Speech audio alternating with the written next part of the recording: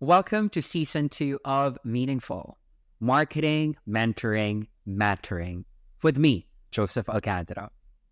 This season, we'll hear from inspiring experts who are continuously thriving while making meaningful breakthroughs and differences in their careers, chosen paths, advocacies, and personal lives.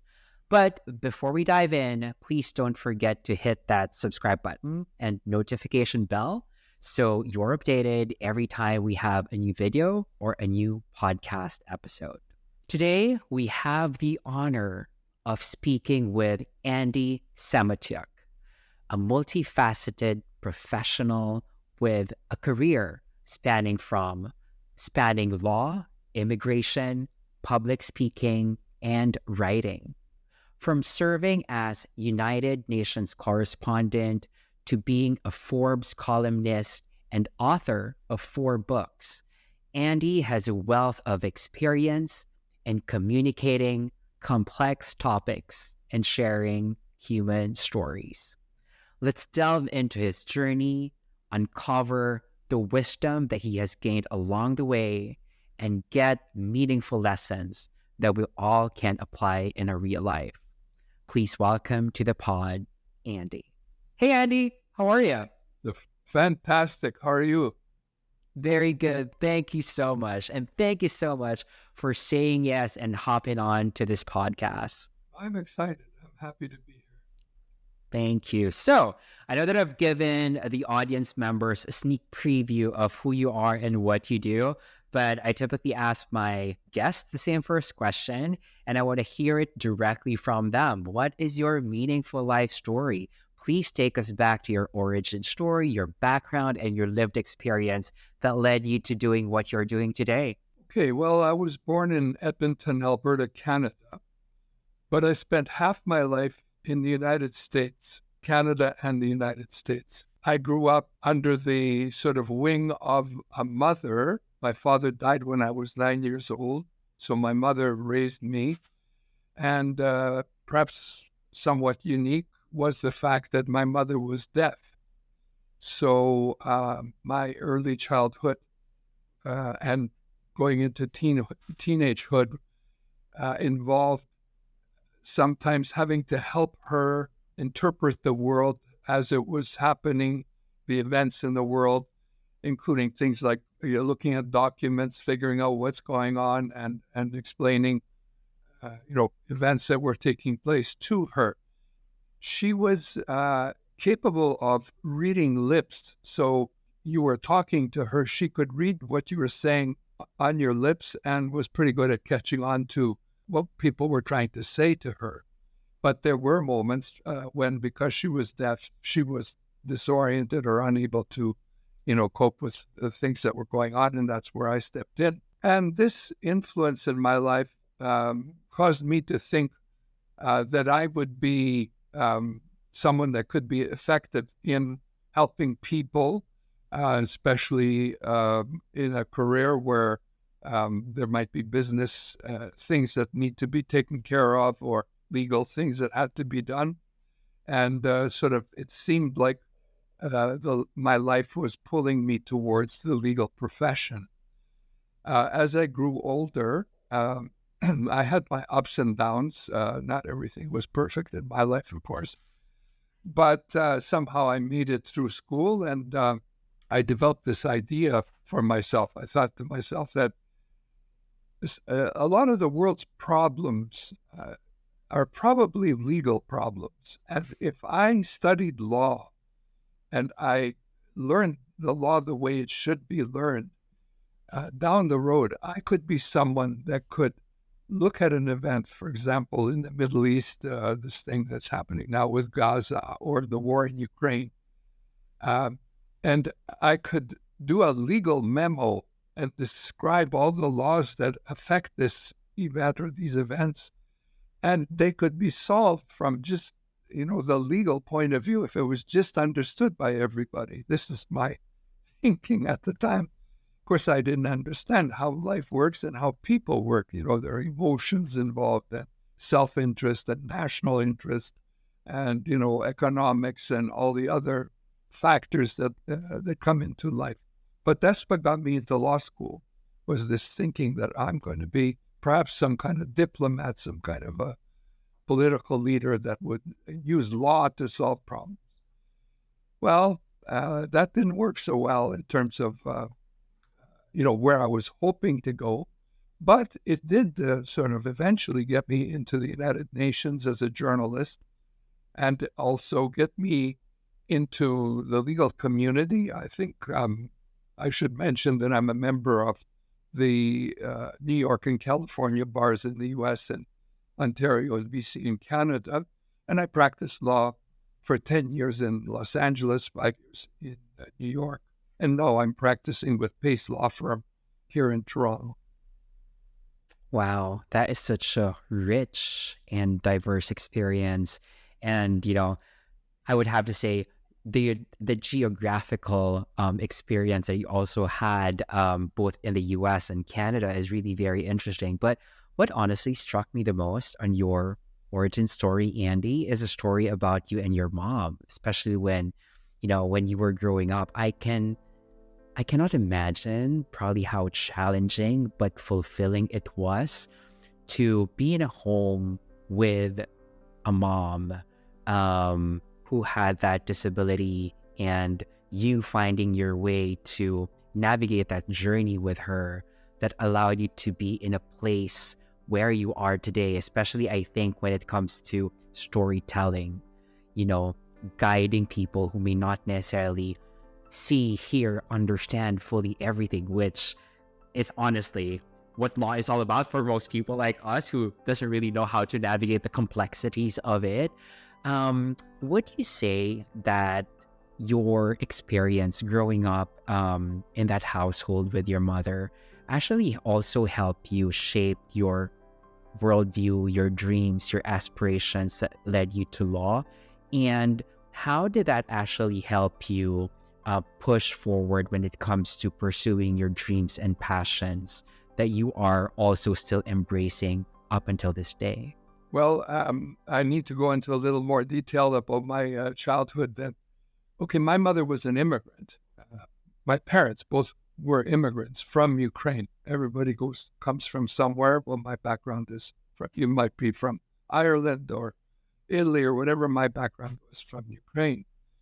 And we spoke Ukrainian in the household. So events that were happening in Ukraine then and even to this day have special significance for me.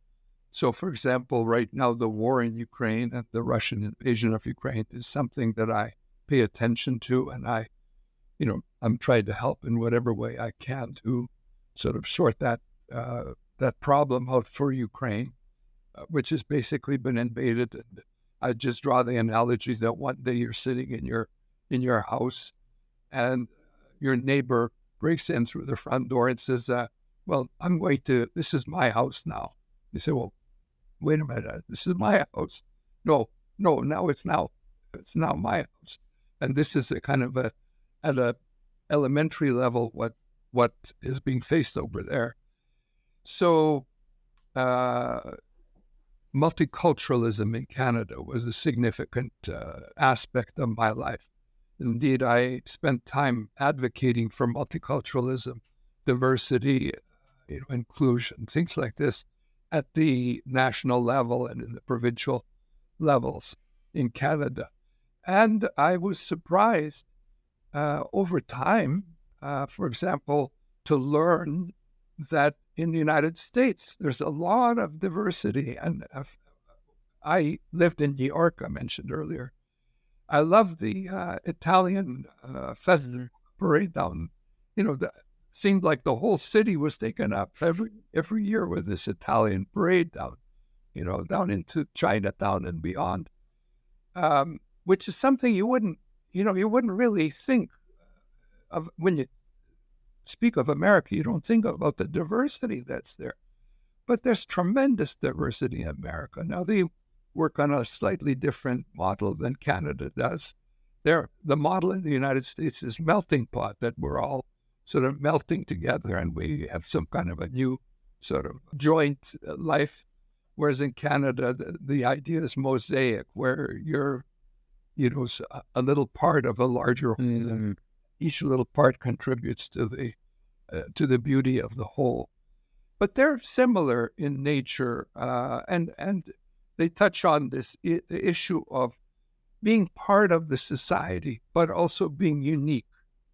And the uniqueness is a key element that came out in my life, in my upbringing. The fact that I spoke Ukrainian in an English environment, the fact that we were from an immigrant, at least I was from an immigrant family, the desire to make it in this world in terms of education, all these kind of factors came into play. That is a beautiful and inspiring piece again, Andy. And thank you for sharing me your origin story, especially on your heritage. I can very well relate to what you said about being immigrant, because I myself is part of that marginalized community as well. I am first generation Filipino immigrant here in Boston, but I love the fact that, very similar to what your experience in New York, wherein there's a huge chunk of Italians, and then here, huge chunk of Irish, and then probably when you were in California, you've seen a lot of Asians. The reality about, multiculturalism and people thriving and living together is, I think, a beautiful concept and idea of a lot of, progressive countries like Canada and then the US, and then the difference between a melting pot. And I actually picture it as a salad bowl.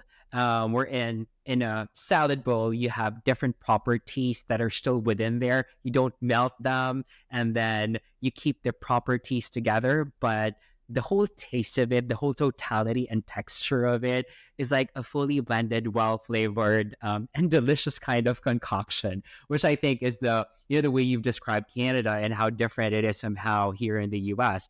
But I think my question now would be, because the reality is that everything that we are experiencing is primarily the same still. I'm sure that in your profession you see that.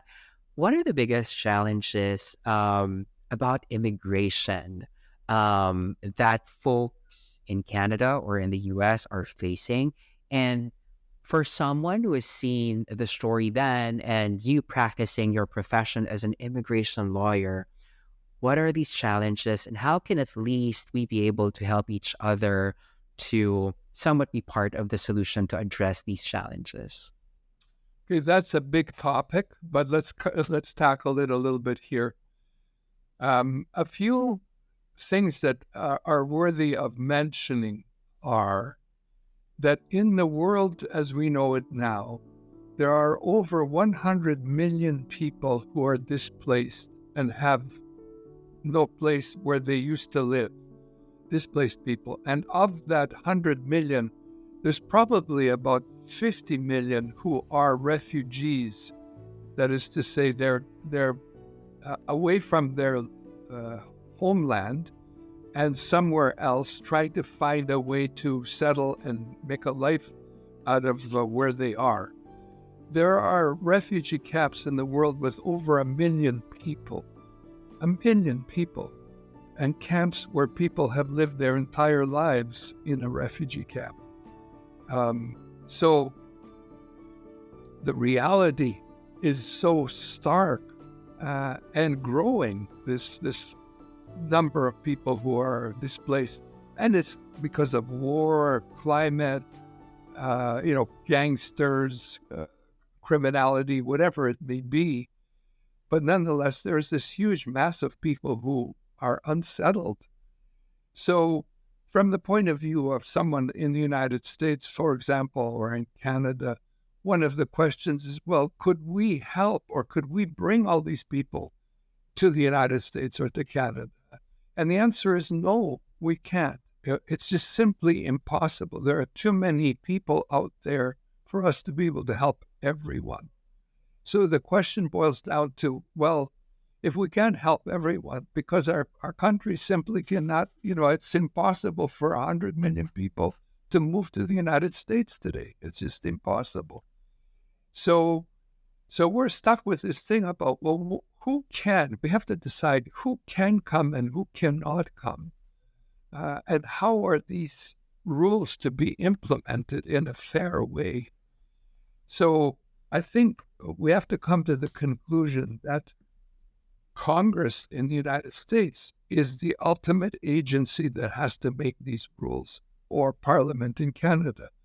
And the rules that have to govern should encourage those who are coming to come legally into the country and discourage those who are coming illegally from coming illegally into the country.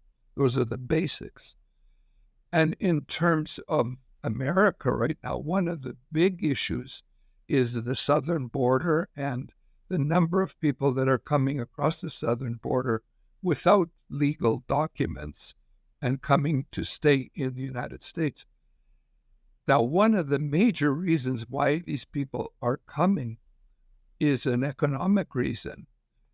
If you live, let's say, in Honduras, and you make, let's say, $2 a day from whatever you're doing, that compares very unfavorably with, let's say, $20 a day or $20 an hour that you can make in Houston, Texas.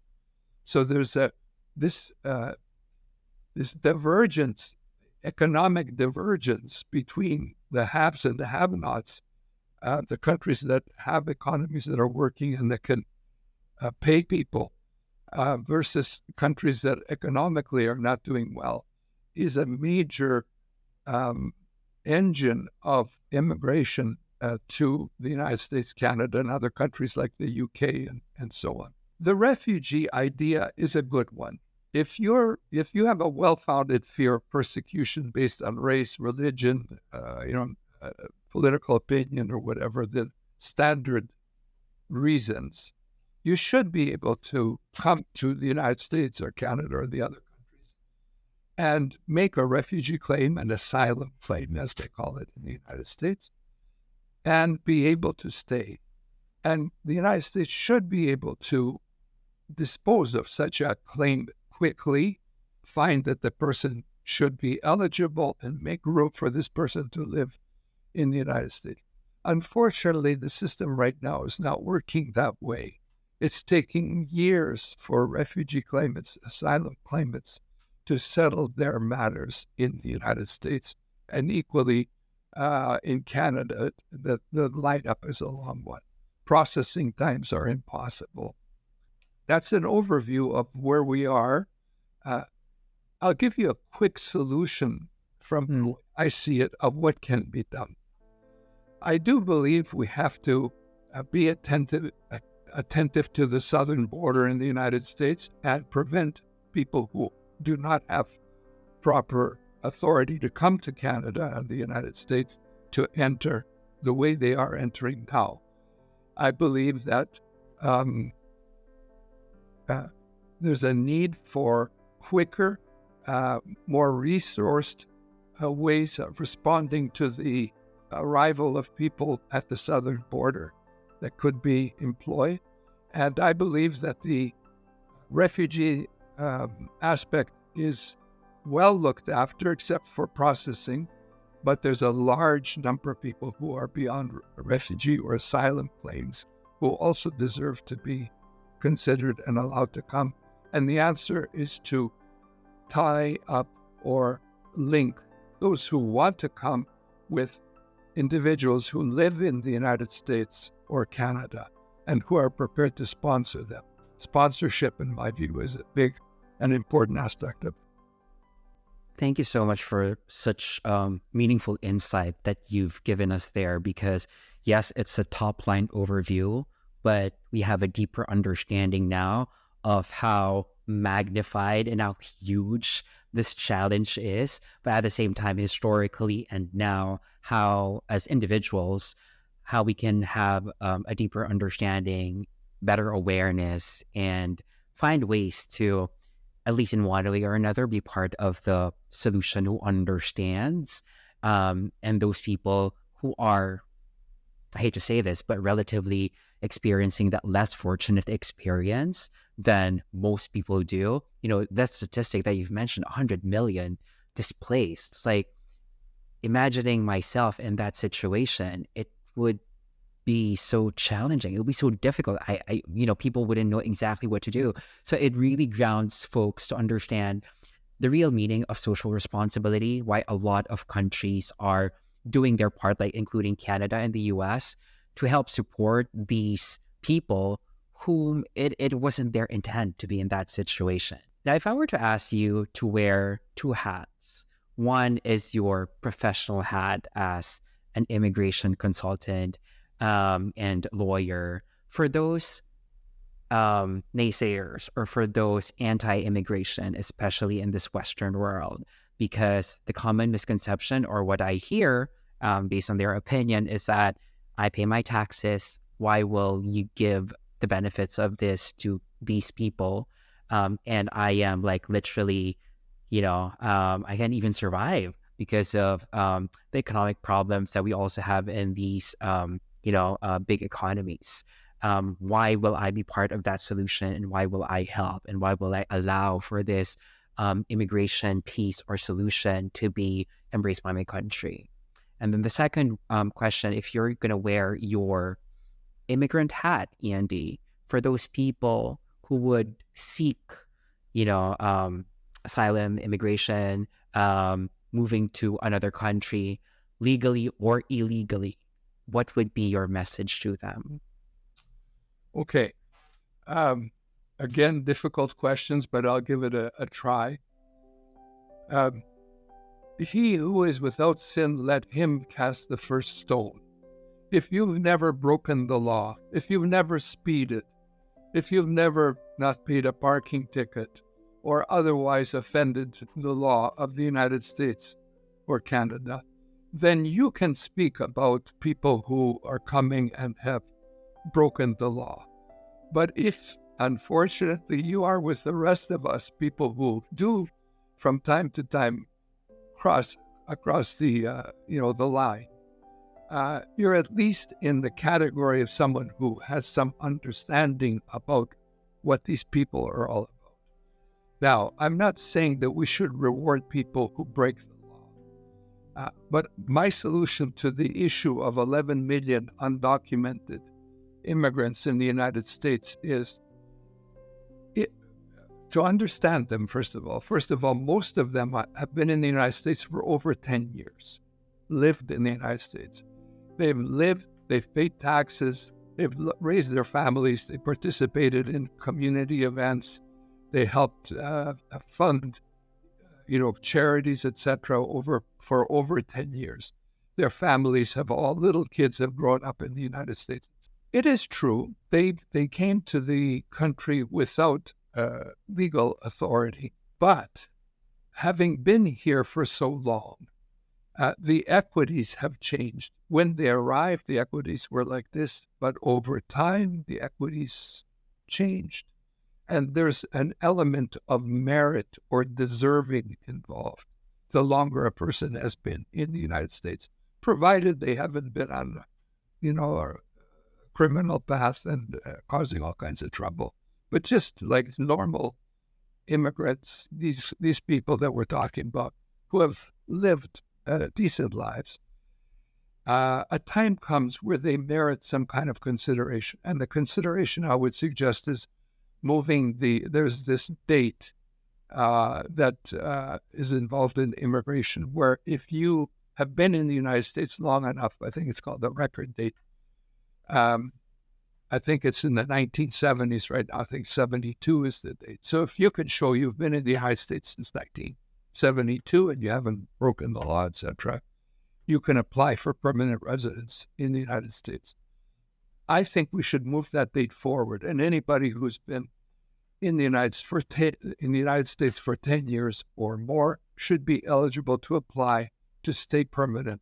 Now, as for breaking the law and coming to the United States, we might be able to add a punishment for that element, such as paying a fine or community service. Let's say 500 hours of community service, where you have to go help in the church or in the hospital or whatever, to look after that aspect where the person has, not been in line with what was required.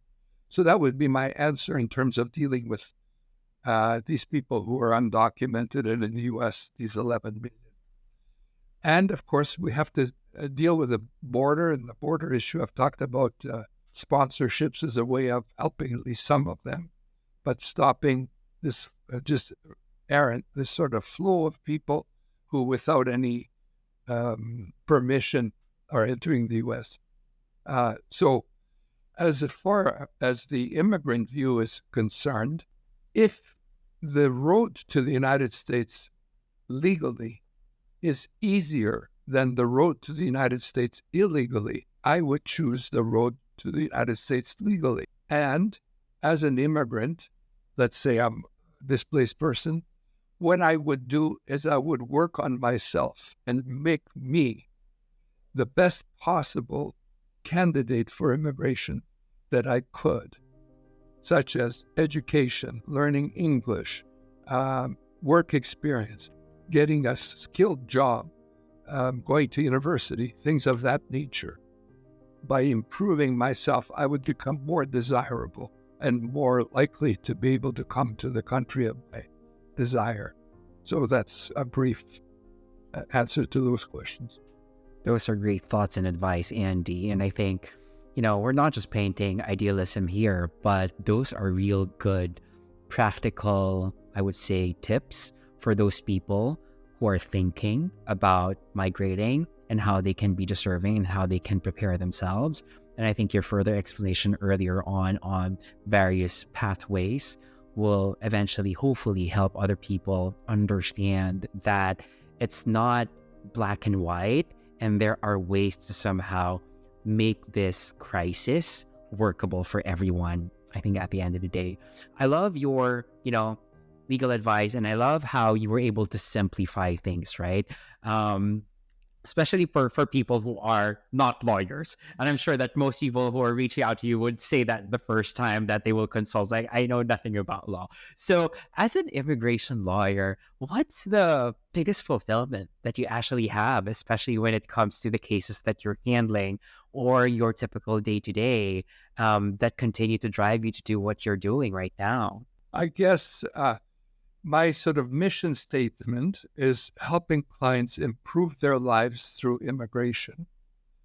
And if you look at the work that we do as immigration lawyers or attorneys, you begin to realize that the steps that we take to help people not only help them one time, but they help change their lives for the better, not only for themselves, but for their entire families. You're creating a new legacy for a whole family of people for many generations. So the capacity to change one's life for the better, to have that power, is an awesome power. And it's very fulfilling when we succeed in helping a client gain immigrant benefits, whether it's permanent residence or citizenship, or sponsoring a spouse that they've married, or helping a child or a mother or father immigrate to the country.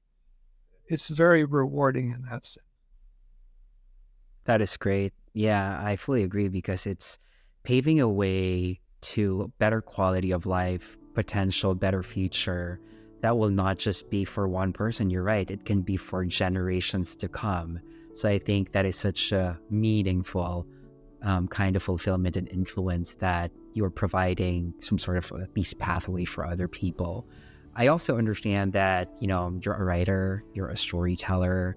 How do you navigate the various facets of a well-lived life that you now have, considering that you're doing a lot of things that I'm sure and I hope that other younger folks can eventually aspire to have in their future, and be inspired that, being a lawyer doesn't stop you from doing other things, and there are other facets of life that you can explore.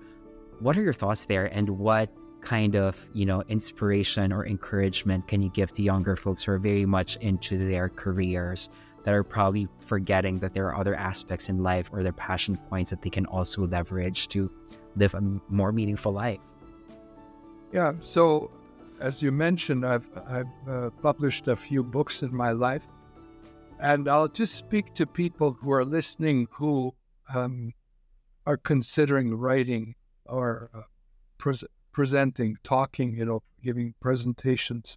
I think in my case, I talked about immigration, and an important aspect of my life has been the immigrant experience. So immigrant stories are what I focused on and I tell in my books. But the way I would put it is this way. Every person has something unique about them, something that makes them different, something that makes their view of the world different than everybody else's view of the world.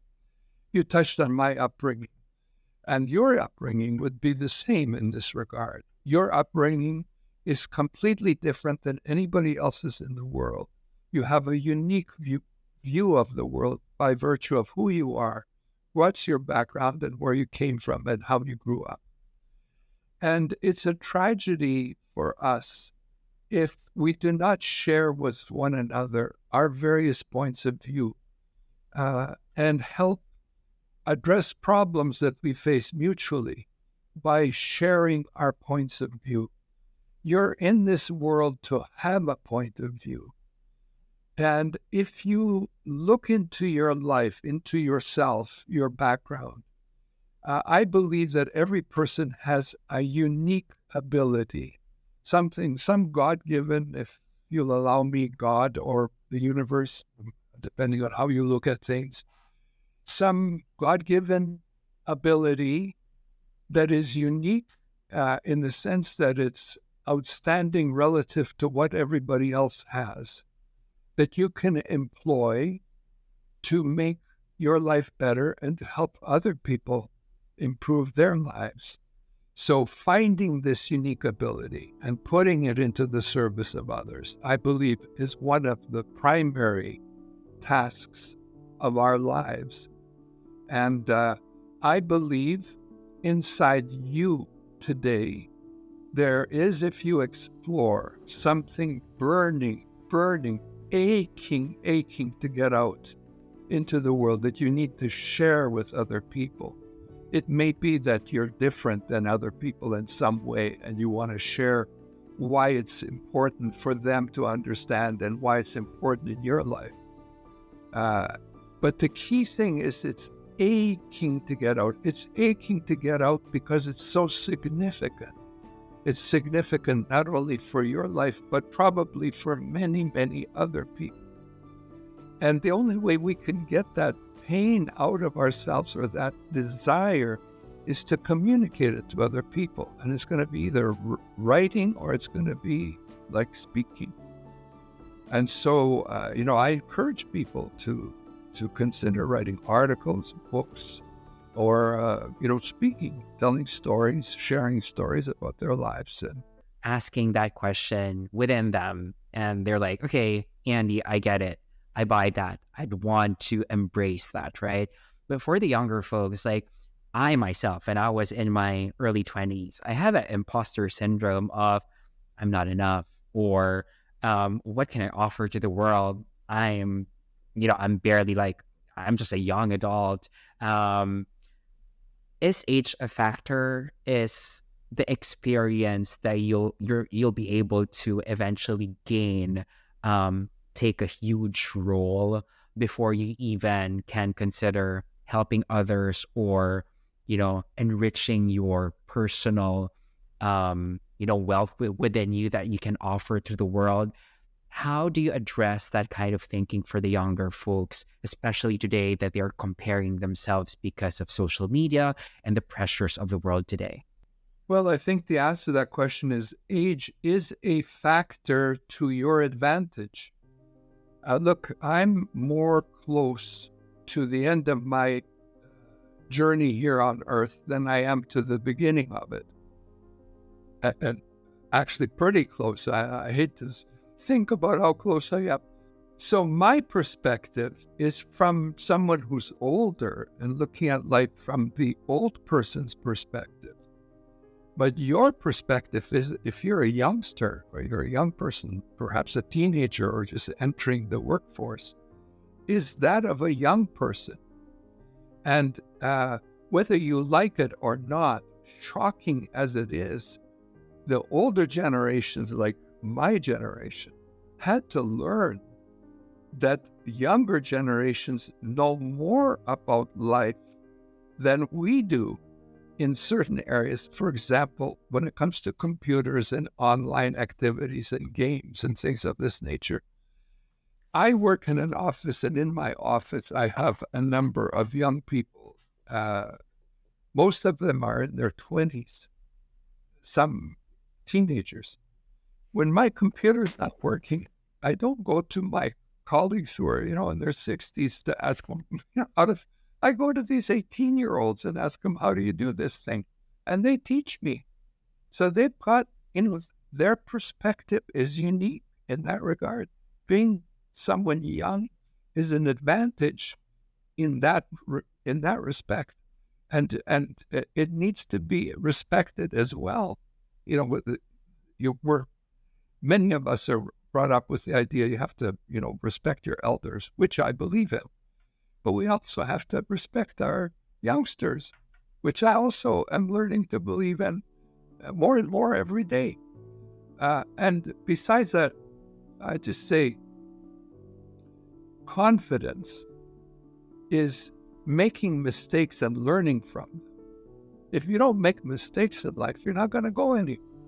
You have to make mistakes. It's part of the human experience. Hopefully you make mistakes that are minor or don't do a lot of damage. But in my life, I made a lot of mistakes and I regret some, like in relationships, for example. I don't think you can get through life without hurting someone. I just think it's almost impossible. So you have to learn how to lead your life properly and how to avoid hurting others. Those are, areas that you have to consider. I love all of them, especially, the generational difference of baby boomers or Gen X or Gen Alpha now, which is really, really very true. And I think hearing it on opposite ends is like, eye-opening, because I love how you've mentioned how respect should be given on either side, because ultimately there's value to both. I personally will always be respectful and appreciate and value the wisdom of those who have lived before me, because I learn a lot from them. But your openness when it comes to learning the new stuff coming from the younger generation is also beautiful to hear, which all goes back to how and where we started about the importance of appreciating each other's uniqueness and differences and how each other can feed into each other's value and how we can support each other wherever we are in our journey in this world, which I think is really a very powerful message that our conversation just brought to life, not only within the context of your profession as an immigration attorney or lawyer, the writings that you've done as an author. I think I really appreciated, Andy, the wisdom that you have given and the insights that you have given, especially to the younger folks who I'm sure, just like me, have learned a lot from this. So my last question to you is also the same last question that I ask all my guests, and that is, what does a meaningful life mean to Andy now? And how do you make sure that you still live that every single day? It's a deep question as well, a difficult one to answer. I've kind of hinted at the answer earlier in our discussion. That is, I think that a key formula is find your God-given unique ability and put it into the service of others. I'm not sure I could find a more useful and more complete answer to, what is this life all about, than that one. And helping others doesn't just necessarily mean giving yourself away to others without expecting response or some benefit. It may involve being paid for what you're offering people. If you're exchanging value for value, you should be paid for what you're offering. But I'll share one other formula that I also believe is sort of useful and that I try to follow. And that is, there's a great speaker named Zig Ziglar that used to be, he's passed on, but was very prominent in America. And he used to say, you can get anything you want in your life if you help enough other people get what they want. And I believe that's the kernel of a philosophy that needs more attention these days.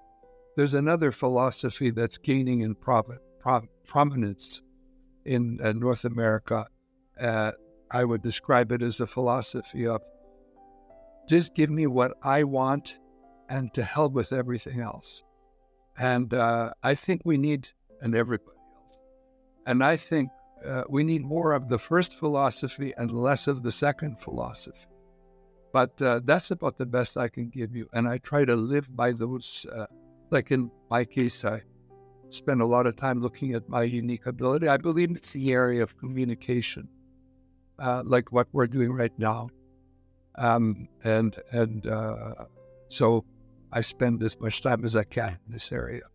Thank you so much, Andy, for meaningfully being of service to everyone who just listened to this conversation, and to your clients and the people within your realm that you are, influencing or serving to at least help them to be on that path where they would want to see their future to be. And I think for folks who would be interested to know more about you, how they can reach out to you, seek for your services, or consult or advise, please let our listeners and viewers know how they can reach out to you.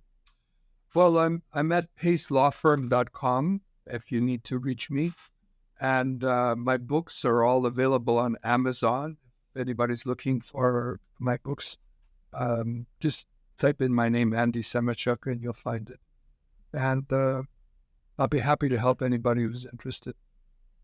Thank you so much, Andy. I'll definitely add the links to your website and to your books on our show notes.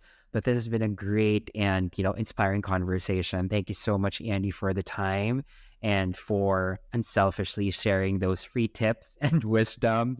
And I wish you well, and I hope that you will continue to make a difference for all those who are seeing that difference. Enjoy the rest of your day. Thank you, Joseph. Take care.